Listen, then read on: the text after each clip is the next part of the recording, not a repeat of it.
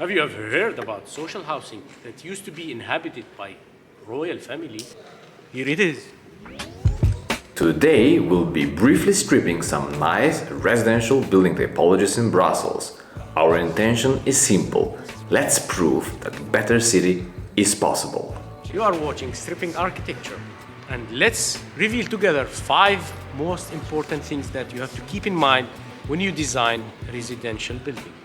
Before starting, let's emphasize on the fact that there is no perfect residential building. But today we'll put the accent on the good intention. Point number 1. Build social systems. Unfortunately, we don't know about any royal family who lived around in a social housing. This particular social housing complex was designed to kind of give the feeling for people to feel as a king or queen. This is Hellemans district in Brussels. Social housing buildings built in Art Nouveau style.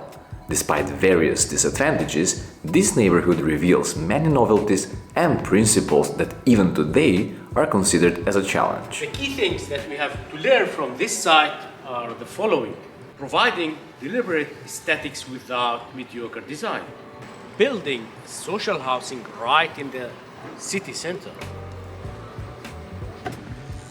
Building social housing should be part of a bigger integral plan and not as scattered islands.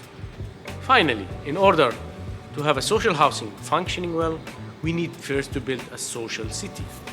Point number 2. Porous, pedestrian-friendly zones. The second case is hidden behind this corner. How many times you have found yourself in a monotone public space like this? Busy avenue with boring side streets. But imagine if you have another option, a parallel universe that can offer a nice citizen-friendly space. This is a building block located on the Boulevard General Jacques 202. The building block is quite long, and instead of having private gardens on the back, it has an open public space in the form of a promenade.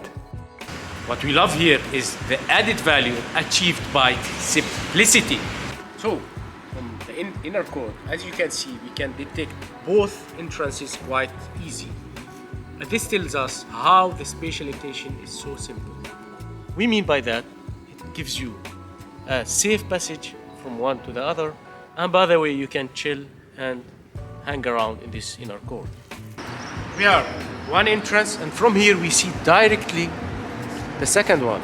From this entrance we can see straight forward the other one right on the other side. Point number 3. Encourage neighborhood trust.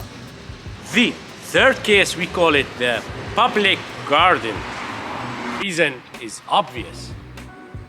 In the back of this building lot, we have gardens that are accessible for everybody. Yes, indeed, I don't live here, but I can access this garden freely without any permission. On the other hand, that doesn't mean that we can go and mess up the plants of people. It's not only gardens on the ground floor, even the gardens on the roof are accessible for everybody. Voila, here we go. Very calm. So this building specifically encourages stronger bonds between people who reside at one place and residents who temporarily visit the space for different purposes. Which means building trust among citizens from different parts of the city.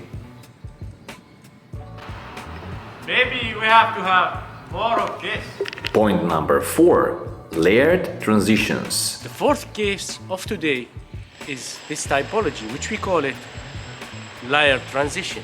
This housing typology is consisted out of 2 parallel blocks with inner court, but the key point is the following. Layered transition from public to private. The intention of this typology was to absorb as much as pedestrian from the public to the private. Let's check it together.